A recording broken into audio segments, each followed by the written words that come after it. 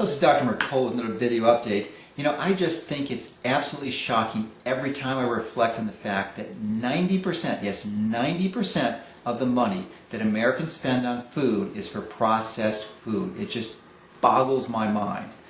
But that's the truth. And if you've ever been to a grocery store and done shopping, you'll know that that's true. And it's really kind of no mystery why 2/3 of Americans are grossly overweight. And in fact, we have 5 billion pounds in the U.S. alone of extra fat that we shouldn't be having. So that really, clearly the goal for us is to have as much whole, fresh, unprocessed food, ideally organically grown, and even better yet, locally grown, that you would consume. And there's some other important principles that I think you really need to understand. One of them is to make sure that you plan your meals. If you fail to plan, you are planning to fail.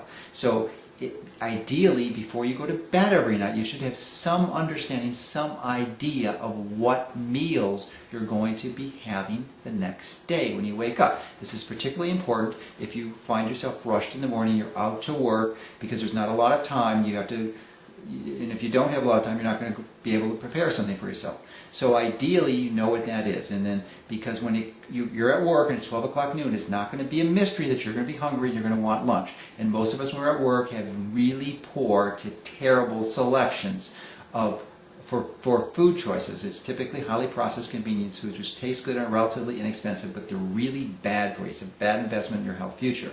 So the next part of that is that you have to understand that you're really going to need to invest some time in the kitchen. It's either you or someone you know or love that has to prepare your food for you. Ideally, you do not want to rely on processed food. You want to have it freshly prepared, ideally daily, in your kitchen, so that you can consume it, and that's going to give you the best possibility for improving your health nutritionally. So those are the ideals. Those are what we strive for as much as possible. The closer we get to the healthier we're going to be nutritionally. But frequently, of course, we all know that that's just not 100% possible all the time, because we go on vacations. We're in different scenarios where it's just not possible, and that really the only options are really poor. In those cases, you may even want to consider fasting. Sometimes not eating anything is better than eating the junk food that's available to you. But there are some other options, and I think I reviewed earlier this year something called energy bars. And most of the energy bars that you can quickly and conveniently carry are really pretty much garbage. They have really bad choices of protein. They've got full of high fructose corn syrup and genetically modified foods and agents and preservatives and additives that are just not good for you.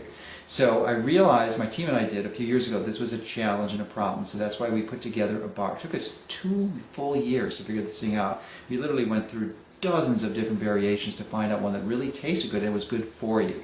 So the bar that we have is Coco Cassava, and it's something that you could use as a convenience in those situations where you just don't have access to the ideal foods. It's clearly not the ideal. It is a processed food, but it's a high quality processed food that will actually keep you healthy.